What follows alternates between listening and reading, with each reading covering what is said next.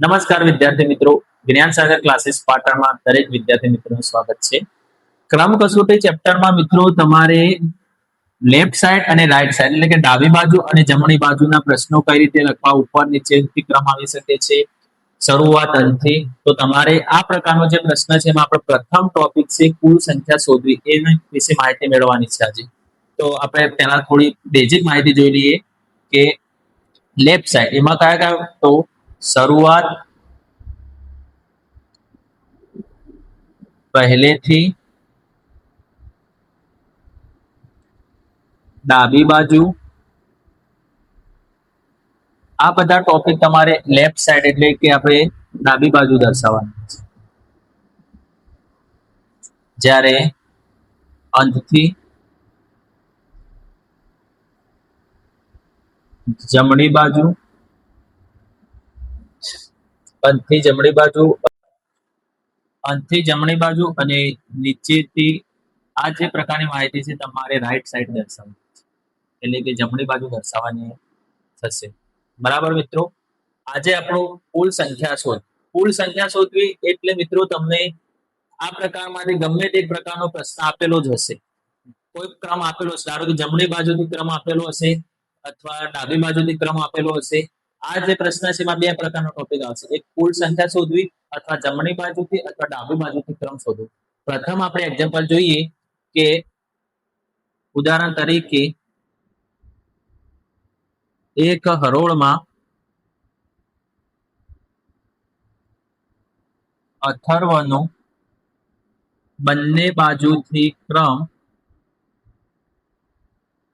15મો છે.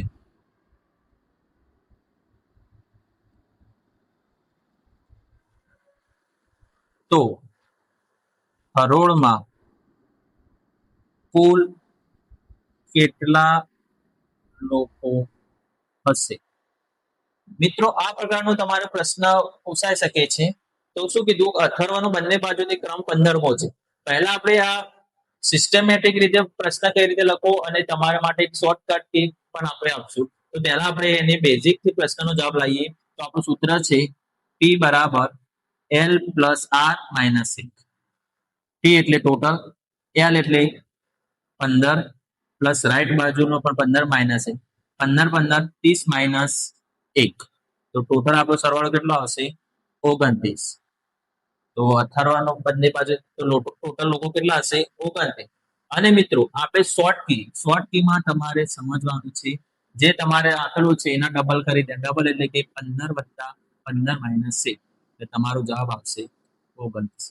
તો તમારે મિત્રો ડાબી બાજુથી જમણી બાજુ શરૂઆતથી પહેલેથી અંતથી કોઈ પણ ક્રમ આપેલો હોય, બરાબર, તો તેના ડબલ કરી અને તેમાંથી -1 કરી દેવાનું એટલે તમને જવાબ મળી જશે. મિત્રો આ પ્રશ્ન તમે એક આકૃતિ દ્વારા પણ સમજી શકો છો. જુઓ, ધારો કે